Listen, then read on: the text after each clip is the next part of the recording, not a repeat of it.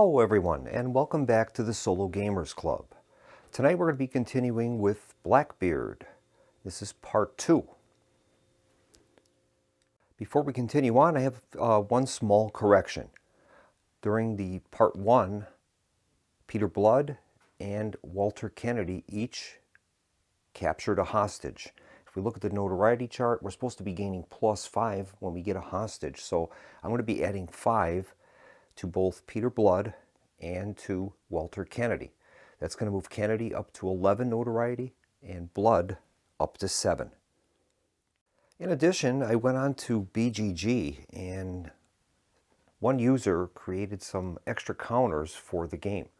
We basically have counters for pirate havens now with each pirate's name on them. We can easily record that location on the map with a pirate haven token. We also have customized hostage tokens. Rather than just using a number, we can have these nice hostages placed in the box instead of a number. And then we've also got useful information tokens. And when a pirate gains useful information, we can place those on his card to show that he has that information. In addition, we've got some customized injury tokens for eyes, arms, or legs, and King's Commissioner tokens. King's Commissioner, it says in this case, Woods, Rogers. So whoever would have control of that King's Commissioner would place that token on their player card. So it's kind of nice. So in the case of John Taylor, he is in control of the King's Commissioner, Stephen Baker. So we've given him that token. It makes it a little nicer to organize these type of things. This is the current net worth of the players. Peter Blood has 920 doubloons. Kennedy has 253. Taylor has none. Now I realize in the first video I've neglected to inform the viewers about ports. Take this port of Campeche. It's a Spanish port. It's port number 22. Then there's 2 numbers beneath the name. The leftmost number is the port value. It says after successfully raiding a port, the pirate rolls a number of dice equal to the value of the port and multiplies the total by 100 to determine how much booty has been recovered in terms of the captain's share. So in the case of Campeche, we'd roll 3d6 and multiply the total of those 3 by 100. The rightmost number is its garrison and defense strength. If we're going to resolve a port attack, the pirate would add his ability rating to his ship's combat strength plus a d6. And if he has useful information, he can add a d12 instead. That total would be compared to the port's defense strength plus a d12.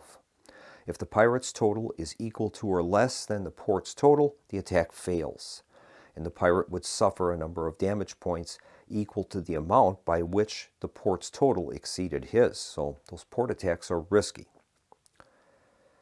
However, if the pirate's total exceeds the port, the raid is successful. The pirate remains anchored and suffers damage equal to 1 less than the lowest dice roll made by the port. Regardless of the outcome, the player places a notoriety marker on that port on his ship's log to signify the attack history if not already present. And then following that raid, we would get the port value as I discussed. Whatever that number is, be the number of d6s that we would roll, total them, times 100. Then, following a successful raid, we can sack the port. That says if the raiding player opts to spend his next turn anchored in the port, he must attempt to sack it by attacking it again to defeat the port's reinforcements. This time he may not roll an extra die for useful information, but the port may only add half of its defense strength to its d12 roll, fractions rounded down. We'd resolve that attack normally, and if successful, we would mark it as port destroyed, and the pirate will gain additional notoriety equal to twice the port's defense rating plus a +3 modification to his status on his crew unrest track. A sacked port may not be used for any operation for the rest of the game. Okay, so we're going to continue on. Peter Blood is in control of the deck, and he's in shipping lane 44 with an unknown merchant. Here's the next card. And we've got player number 3 with a KC. Player number 3 is John Taylor. Now, since he has his King Commissioner available, instead of taking an action, we're going to have him move his King's Commissioner, which is Stephen Baker. King's Commissioner Stephen Baker is in transit box number 1, and he's going to move towards the most notorious pirate. In this case, it's going to be Walter Kennedy, who is in port in Virginia. So, King's Commissioner Stephen Baker is going to spend his entire movement points to leave the transit box. And I guess we will move him into this arrow here, and he'll start his advance towards the most notorious pirate. All right, Taylor is in control of the deck, and it's going to be player number 3, and that is John Taylor himself. Taylor is going to spend all of his movement points, and he's going to move from transit box 6 to transit box 5. He's attempting to get to transit box 4 on the Gold Coast. So Taylor is still in control. And now we've got player number 2. That's going to be Walter Kennedy. All right, Kennedy is in the port, pro-pirate port in Virginia. His crew is currently undertaking debauchery and revelry, so they're going to recover from that. We'll remove the DNR token, and that is going to be the extent of Kennedy's activation. All right, Kennedy is in control of the deck, and we've got player number 3 with a KC activation. Okay, so instead of taking an action, Taylor is going to move King's Commissioner Stephen Baker. He has a movement of 5. He's going to move towards the most notorious pirate, which is Kennedy. 1, 2, 3, 4, and 5. All right. And Taylor is in control of the deck, and we've got player number 2 with a KC. All right, well, that is Walter Kennedy. He does not have a King's Commissioner, so he's going to undertake an action. Okay, Kennedy is going to undertake a move action. His vessel is completely trim, and we'll see what he gets for a movement roll. He has a 2, combined with his +3 movement, gives him 5 movement points. He'll spend 1 to sail out of the port, and then 2, 3, 4, and 5. He won't be able to search because he was left port this turn, but he can search in the future. And Kennedy is in control of the deck, and we've got remove even merchants. All right. So we'll remove merchants from even numbered spaces, 26, 34, and 56. So currently there are no merchants on the board. We're going to place those tokens into the cup, give that a shuffle, and we're going to place out a new one in space number 13. So we'll place a new one in 13. And that's very close to Kennedy. And that's going to go right there. Okay. And incidentally, I don't know how long this game is going to take. So in the event this gets to be too long, I will advance the film basically, and I'll show some type of graphic to let the viewers know that time has passed and try to condense this into a manageable video. Okay, Kennedy is still in command of the deck. And we've got player number 3, and that is John Taylor. Taylor is currently in transit box 5. He's trying to make his way to the Gold Coast. So he's going to spend his entire movement, and he'll move to transit box 4. And so Taylor moves to transit box 4 on the Gold Coast. And so Taylor is in control of the deck, and we've got player number 3, the King's Commissioner, is going to move. All right, and that's going to be Stephen Baker. Stephen Baker is in the Atlantic Ocean. He'll move 5, which is his movement, towards Kennedy, the most notorious pirate. 1, 2, 3, 4, and 5. Now, he's also in range of Captain Blood, which is not good for us.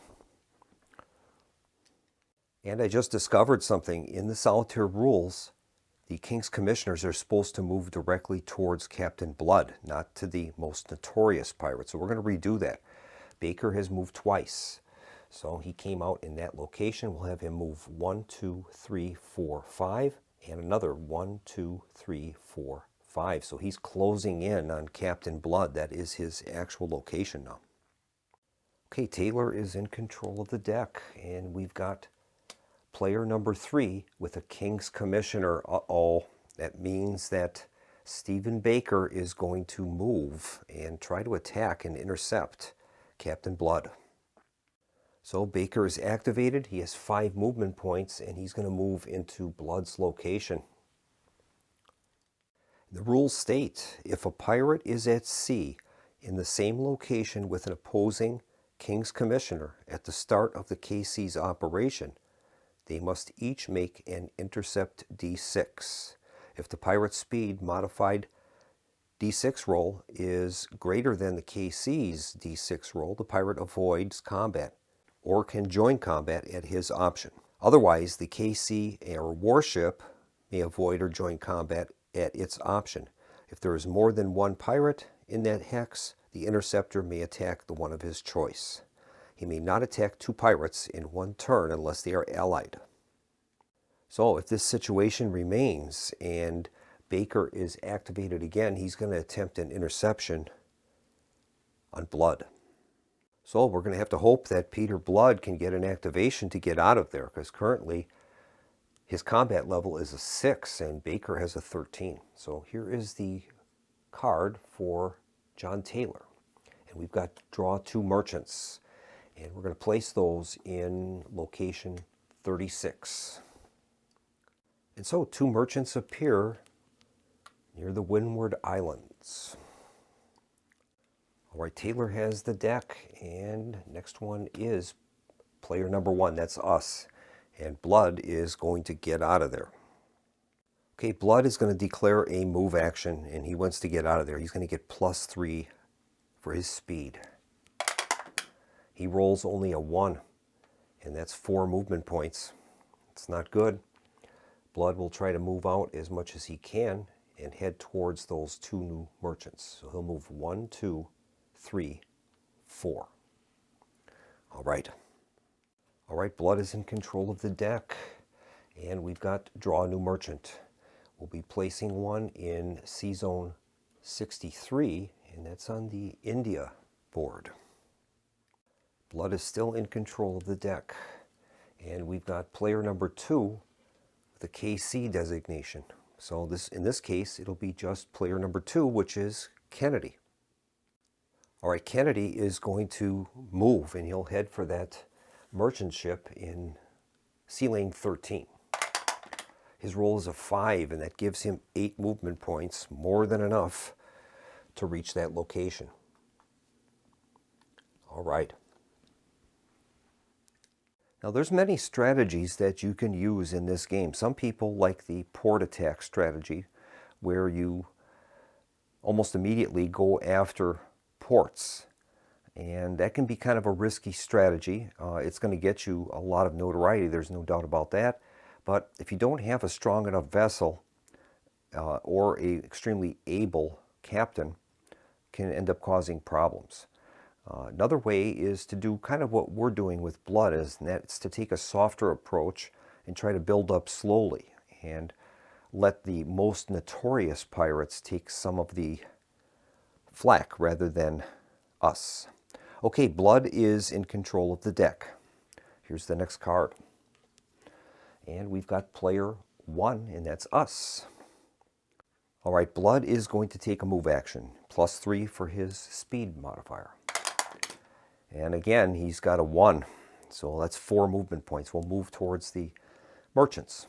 1, 2, 3, 4. Try to get some separation between us and Baker. Okay, Blood has the deck. And once again, player 1, that's us. All right, Blood is going to take a move action, and we'll see if we can get him into position with the 2 merchants. And he's got a total of 7 there, 4 + 3, so more than enough for him to reach the Windward Islands. All right. All right, let's see who is next up. And we've got a random event, and our last mover is Peter Blood. So we're going to shuffle this deck up, and Peter Blood will draw a random event. All right, so we will draw a card, Peter Blood's random event. And we've got King's Commissioner activated. All right, so in this case, Peter Blood can draw a King's Commissioner. So we'll get out our King's Commissioner cup and make a draw. And we've got Mungo Herdman. All right. So Blood is going to elect to place Mungo Herdman in Transit Box 1, and he'll have him attempt to pursue Kennedy. And we will mark his pirate card with KC Control Mungo Herdman. Blood is in control of the deck. And we've got player number 2. That's going to be Walter Kennedy. Kennedy is in position to take a prize.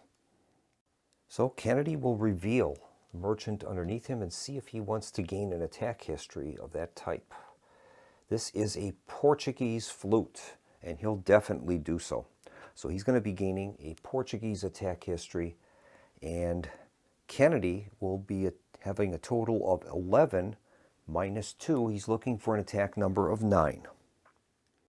And here's the roll. And he's done it. He's got doubles, but he can't take a flute. That's a small type of vessel. So he has successfully taken that prize. So Kennedy is going to increase his notoriety by his cruelty. It's going to move him up from 11 up to 14. In addition, his crew morale is going to rise from 6 up to 7. All right, let's see what the value of that flute was. So we've got a North Atlantic, size of 2. It's worth 10.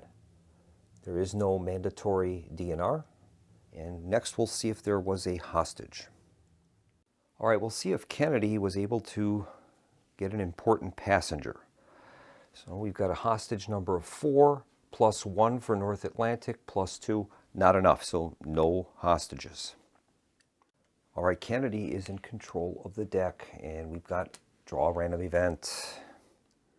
All right, we've shuffled the deck, and we'll see what Kennedy's random event is.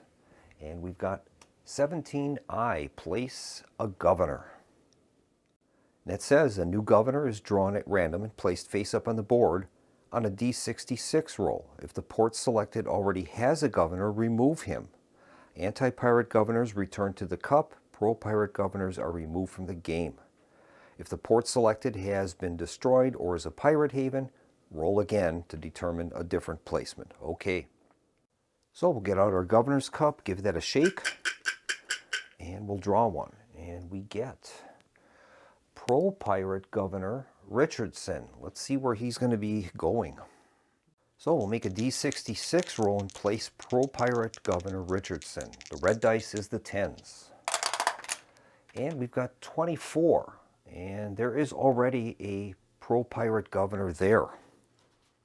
So in this case, the Pro-pirate Governor Trot is removed from Portobello, and we place Richardson. So that was not good for us. Pro-pirate governors are removed from the game, so Trot is gone. So Kennedy is in control of the deck, and next up is draw a new merchant. We'll be placing one in location 41. That's very close to Peter Blood. So we'll draw a random merchant and place it on shipping lane 41. A lot of targets there for Blood. He just needs to get an activation. Okay, Blood is in control of the deck. And he has player 1, and that's Blood. So Blood can either take his own action or he can activate the King's Commissioner, Mungo Herdman, if he chooses. I think he's going to take an action. He's in position with 2 merchants. So what we do here is he can select either one and attempt to launch an attack on it. We'll try the top one. We'll see if we want to take a attack history against this type of vessel. And it is a Spanish brig. strength of 5. We're going to attack. So our attack number is going to be 9. Here is Blood's attack roll. And he's done it. He's got 4. We've taken the prize. Our morale is going to rise by 1. We're up to 14. And now we'll check to see the value of this Spanish brig. A 5 in the Caribbean is worth 20. We have no mandatory DNR, so we'll add 20 into hold 1. And then we'll check for a hostage. So we've got 5 plus 1 is 6. And there's no modifier for the Caribbean, so no hostage.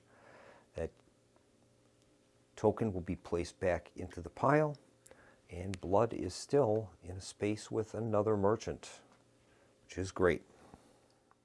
Incidentally, Blood's notoriety will rise from 7 to 8. And Blood is in control of the deck. And we've got player 2, and that's Kennedy. All right, Kennedy is currently in sea lane 13. And I think he is going to move. His speed modifier is +3. He's got a 4, so that's 7 movement points. He doesn't have to worry about Stephen Baker, but he does have to worry about Mungo Herdman. So I think he's going to head more in a southwesterly direction. We'll have him move 7. 1, 2, 3, 4, 5, 6, and 7, and he'll conduct a search there. We'll check the search card, and we've got no sighting, so that will end his activation. And here is Kennedy's card, and he gets Pirate 1, that's us, Peter Blood. All right, Blood is in a space with a merchant. Stephen Baker's still quite a ways away yet, so I think he will attempt to take the prize. We'll see what we've got here. This is an unflagged vessel, and that is going to be then, in this case, a French vessel based on the pennant. So we have to decide if Blood wants to take a French attack history, and I believe he will. So we'll give him a French attack history, and we will work out the attack. All right, Blood's attack number is 10. Here is the roll. He rolls an 8, and he is successful. He's taken the prize. So we'll have to see what we've got here for a ship size of 4 in the Caribbean. It's going to raise Blood's crew morale to 15. That's the highest it can go. Let's see what the value of this hold is. Caribbean with a 4 is 20. No mandatory. So we'll add 20 to hold number 2, and we're filled up now. And now we'll check for a hostage. So we've got 4 for the size of the ship, plus 5 for the hostage number, but the Caribbean does not have any modifier, so no hostage. All right, that ship will go back into the mix. And now Blood has a French attack history along with the Spanish attack history. Our holds are filled. Now we can always throw this stuff overboard if we choose. So we can take another prize if that value of that next prize is higher than 20. We could just throw the other stuff into the sea. And incidentally, that's going to move Blood's notoriety now up to 9. We'll mark him accordingly. Okay, Blood is in control of the deck. Let's see who's up next. We've got player number 3 with a KC designation. And that's going to be King's Commissioner Stephen Baker is going to activate. That's under the control of John Taylor, so we'll move him. And so Baker is going to move towards us. He has a movement of 5. 1, 2, 3, 4, 5. All right, he's closing on us. So Taylor has control of the deck. And we've got move or draw a warship. Uh-oh. So that says place a new warship on a randomly selected shipping lane by checking the shipping lane number on another action card. All right, so we'll do that. and it's going to go into shipping lane number 33. So we're going to place a warship south of Santo Domingo. Now, what's interesting about these warships is whoever is in control of the deck gets to move the warship. Now, when these warships in the solitaire game are unrevealed, they move by the roll of a d6. That's the number of movement points they have. Once they're revealed, they will use their movement statistics. And we can have them, if we get control of the deck and it says move a warship, we can move that warship away from us if we choose. Or if it was one of the dummy players, they would obviously attempt to move towards blood. So that's how those are going to work. All right, Taylor has the deck. And we get player number 3, and that is Taylor himself. Well, Taylor is currently in the transit box 4, and he's trying to get to the Gold Coast. So he'll spend his entire movement, and he will move out onto one of the connection arrows. And he's ready to start patrolling in the Gold Coast now. So as you can see, when you're traveling using these transit boxes, we're talking about very long movements. And it's going to take quite a while to sail from the Caribbean to the Indian Ocean. All right, Taylor is in control of the deck. I think what I'm going to do is I'm going to play through this a little further off camera, and then we'll rejoin once something more interesting happens. Okay, we're returning after several turns of play. Right now, the last mover is John Taylor. He has managed to move his King's Commissioner, Stephen Baker, and he has blockaded Captain Blood in the port in Virginia with a pro-pirate governor. We just finished careening our vessel. We took some speed damage.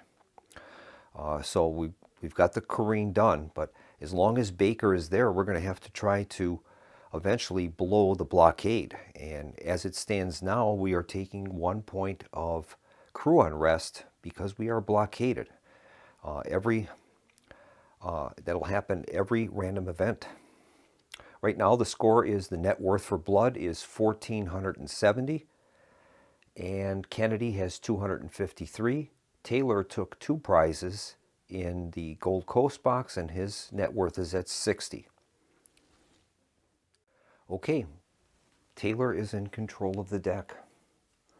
And we've got player number 2 with a King's Commissioner notation. Okay, Walter Kennedy does not have a King's Commissioner, so he's going to petition the crown. Our highest notoriety right now is 20, and that is Captain Blood. So he needs to get a 20 or less. And he's got a 65, so no King's Commissioner there. He'll continue on with his next draw of a card. Kennedy is in control of the deck.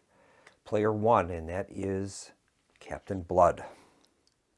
Right now, Captain Blood has 1,470 net worth. He's got attack histories against Spain, France, and the Netherlands. And he has 2 King's Commissioners right now. Well, he's currently blockaded. What we did is we sold a hostage and we careened our vessel.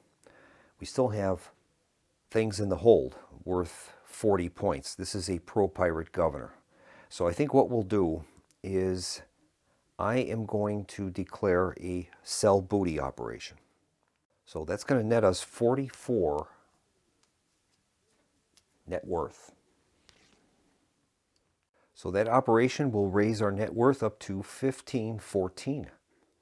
And I think since Blood is there, he's going to attempt to purchase a letter of marque. This is a pro-pirate governor. We can purchase the letter of marque for D6 times $50. And I think he will do so. That could very well help us. So we'll have him make a roll D6 times $50. It's a 6, so that's going to cost us 300 for that letter of marque, but I think we're going to do it. So that's going to drop us down to 1,214 net worth, but we have a British letter of marque. Now the rules read, a pirate with a letter of marque may upgrade all ports of that nationality 1 level, meaning he can treat all ports of that nationality as a safe haven if they have a pro-pirate governor, or as having a pro-pirate governor if they are neutral, or as if they had a neutral governor when they have an anti-pirate governor. King's Commissioner may not enter any British port whose nationality currently backs a letter of marque. If already in such a port, when the letter of marque is declared available, he is ousted like a pirate. All right, so that letter of marque will be very valuable to us. All right, Blood is in control of the deck. Let's see who goes next. It's pirate number 3. That's John Taylor. All right, Taylor is currently plying the waters of the Gold Coast, and he's going to conduct a move action. Now, Woodes Rogers is in box 3. We currently control Woodes Rogers. I placed him there in an attempt to try to put some pressure on Taylor. So here's the roll. A 5 plus his speed rating of 3 is 8. He'll move 8. 1, 2, 3, 4, 5, 6, 7, 8. And he'll attempt to search there. And he gets no sighting. Okay, that is the end of Taylor's activation. We'll continue on with the next turn. We've got draw random event. So Taylor will take a random event draw. Okay, here is Taylor's random event. And we've got King's Commissioner activated. All right, Taylor has one King's Commissioner, but you're able to draw another one if you have less than 2. So he will do so. And Taylor is going to bring on board Thomas Matthews, strength of 16, with a move of 2. So John Taylor is also going to gain the services of King's Commissioner Thomas Matthews. And we're going to place Matthews in the North Atlantic transit box. All right, Taylor's in control of the deck. And we've got player number 2, that's Kennedy. All right, Kennedy has a French and Portuguese attack history, 19 notoriety with 253 in net worth. He has hold 1 consisting of 10 doubloons. All right, Kennedy's plowing the waters of the South Caribbean, so he is going to make a roll for movement. He rolls a 1, that's a total of 4 movement points. Now, he's friendly to Spain, so he's going to want to try to probably patrol around Portobello and gain the advantage of that pro-pirate governor. So we'll have him move 4. And I think he will move 1, 2, 3, 4. We'll try to have him scout in the coastal waters. We'll draw a card. And we've got 1 merchant in coastal. So we will place a random merchant in his space. Coastal areas are better for scouting, but the problem is the storms can erupt. So he's got a merchant in sight. All right, he'll draw another card. This is Kennedy. It's going to be draw 2 merchants, and we're going to place them in a random zone.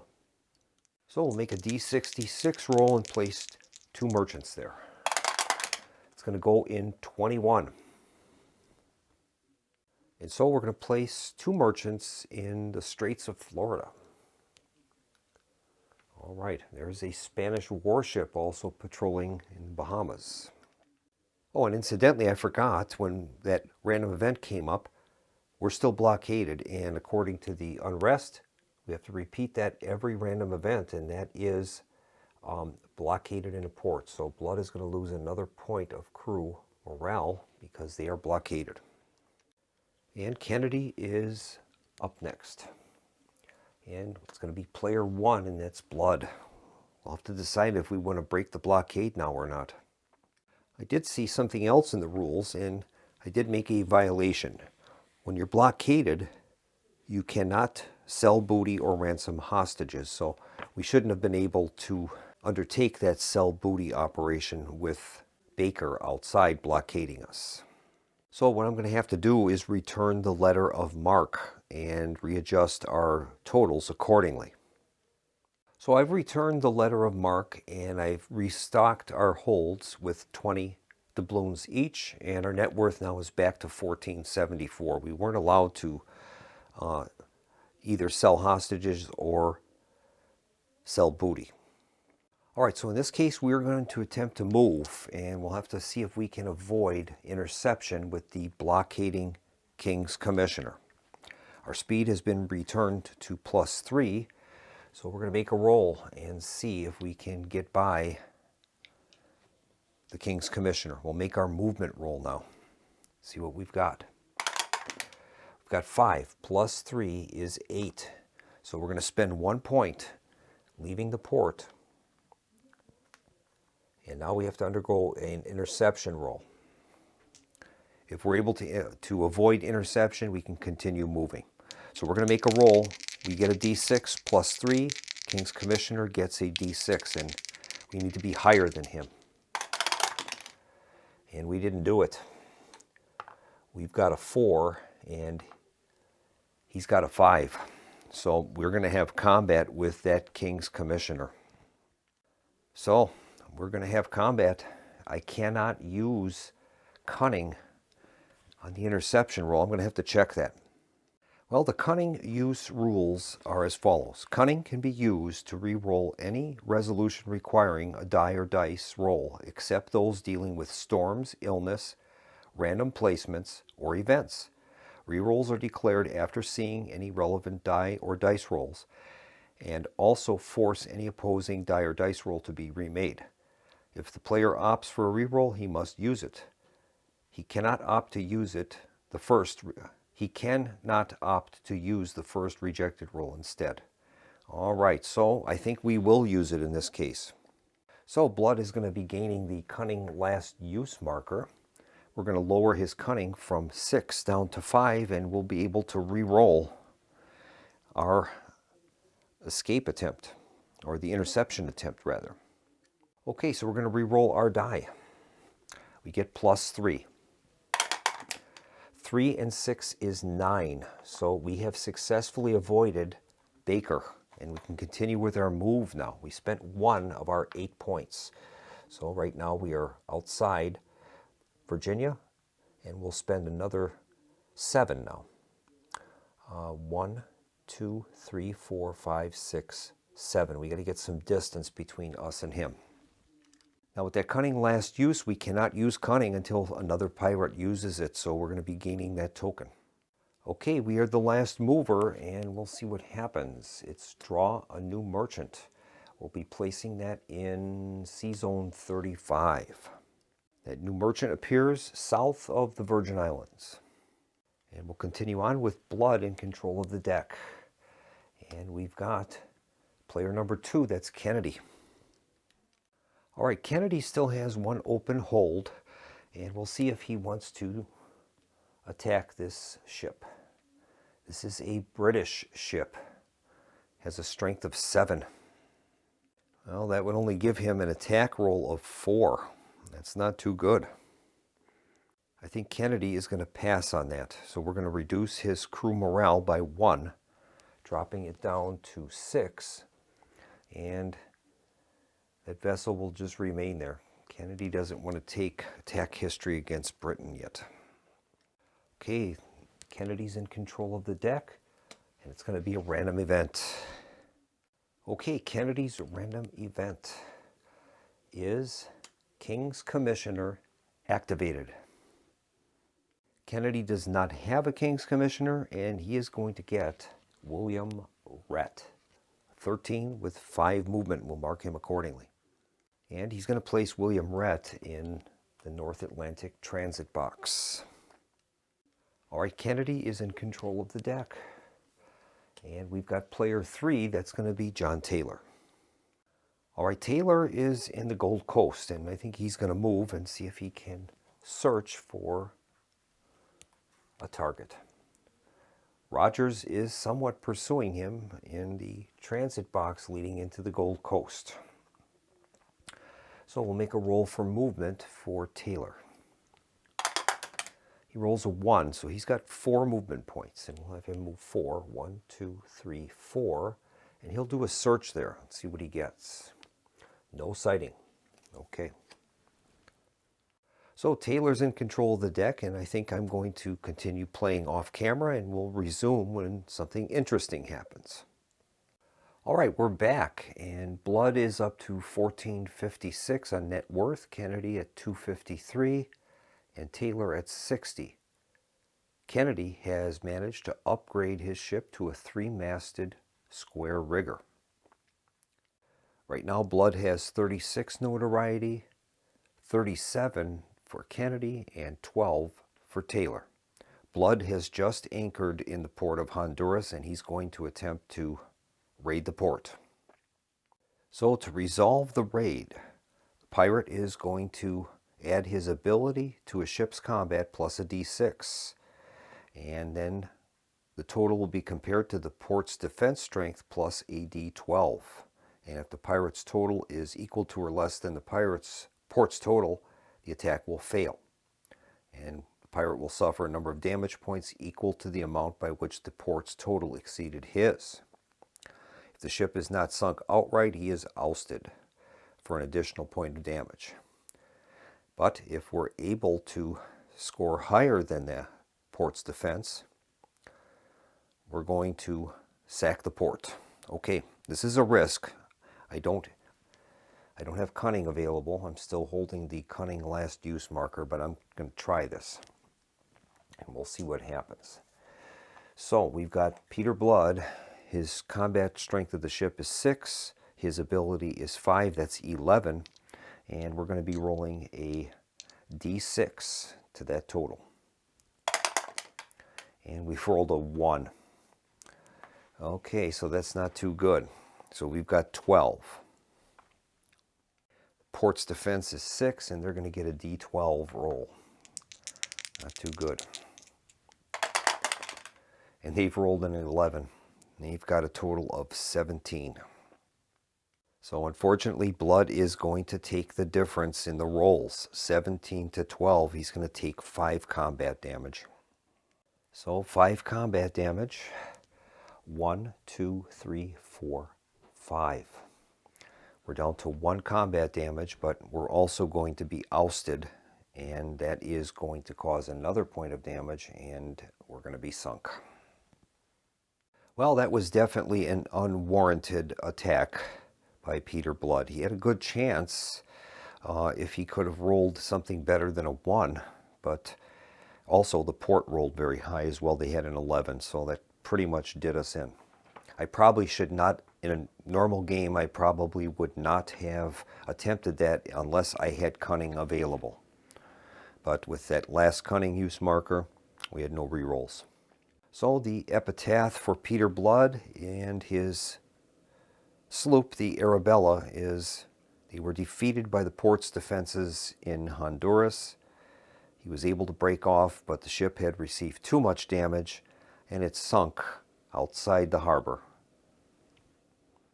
So we've lost the game, but we'll take a closer look at least what was left over in the period that you weren't watching, and we'll take a look at some of the other pirates and how they were doing. Well, Walter Kennedy actually did pretty well for himself. He converted it up to a 3-masted square rigger. He ended up with 1 hostage. He had 2 King's Commissioners, William Rhett and Robert Maynard. Attack histories versus England, France, and Portugal. And he did acquire useful information for Port 31, which was Port of Spain.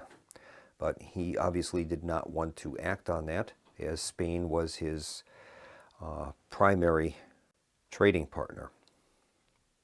He ended up with 37 notoriety and 253 in net worth. Then we've got John Taylor. He was patrolling the Gold Coast of Africa. He ended up with 60 net worth, 12 notoriety. He did have 20 in each of his holds and a hostage, which he never got a chance to convert. He had King's Commissioners Stephen Baker and Thomas Matthews under his control.